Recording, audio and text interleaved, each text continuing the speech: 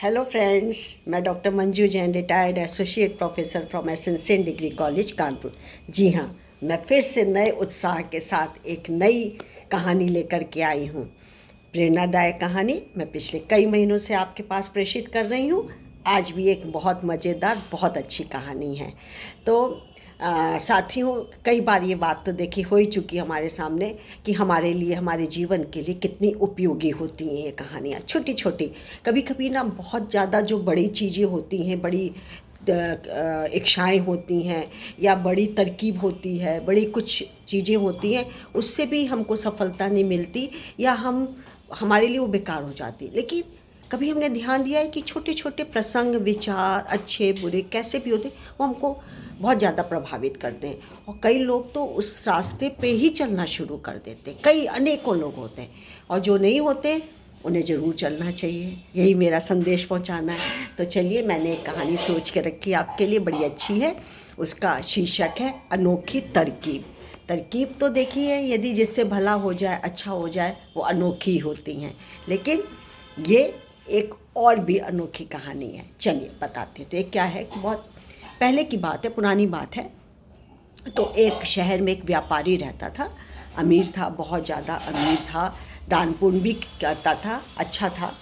और क्या हुआ कि एक दिन क्या उसके राज्य में चोरी हो गई। इतनी चोरी कि हीरे जवाहरात और भी जो कीमती सामान था वो सब चोरी हो गया। राजा सवेरे उठा, बोला कैसे चोरी हो गई? मेरे पास तो इतने नौकर चाकर और सभी रहते हैं, तो कैसे ये संभव हो सका? बहुत ढूंढा, लेकिन ना तो सामान मिला और ना ही चोर का पता लगा। हार करके, थक करके वो एक काजी के पास चला गया।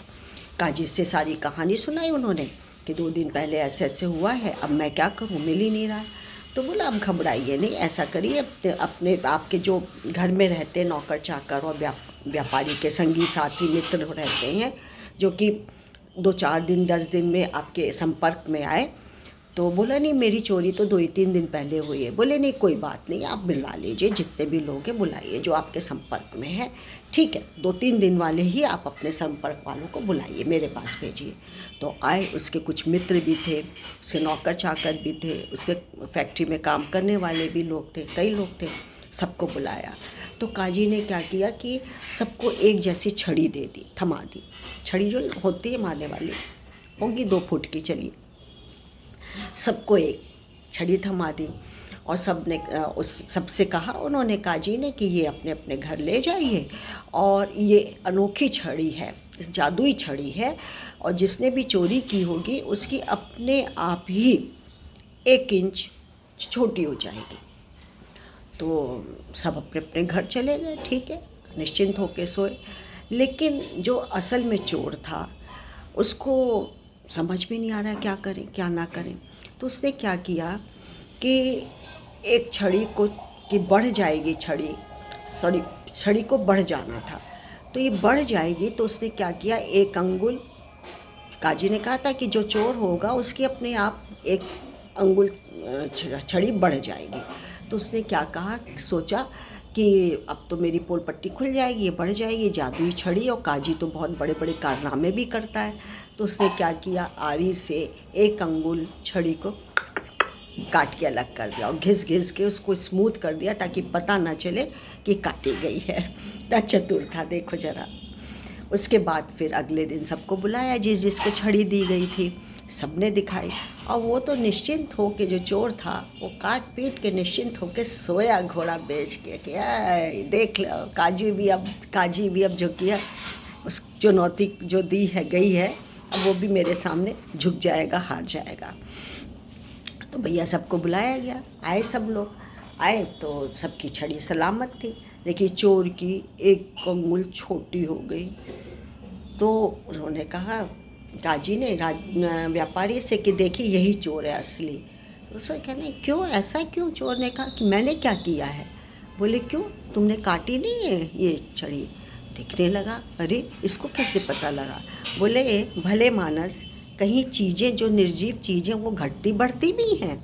जब तक कि तुम उसको अपना प्रयास, अपना ह्यूमन या मशीन में कोई एफर्ट न किया जाए, तब तक क्या घटती बढ़ती भी हैं। तब उसका मुंह खुला का खुला रह गया। फिर वो उसको सज़ा मिली, तो खाने का अंत भी हो गया। तो अब हमें क्या सीख देती है? ये अनोखी तरकीबें तो बहुत होती हैं, चमत्कार भी होते हैं, रेयर होते हैं, लेकिन जीवन यापन हमें बहुत सादगी से, सरलता से और ईमानदारी से करना चाहिए।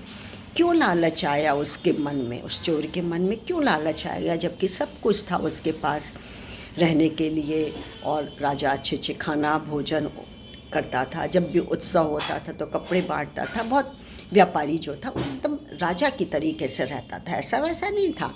कई लोग तो उसको संबोधन ही राजा की तरीके से करते थे कि हमारी माई बाप हैं आप, हमारे राजा की तरीके से हैं, हमारे व्यापारी ना हो के आप हमारे अन्नदाता हैं, इस तरह कहते थे उनको।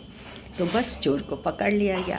मेरा संदेश यही पहुंचाना है कि हमेशा हमेशा विपरीत परिस्थितियों में भी ईमानदारी को न छोड़ें, कभी भी नहीं। कभी आप झूठ का, कपट का, बेईमानी का सहारा ना लें।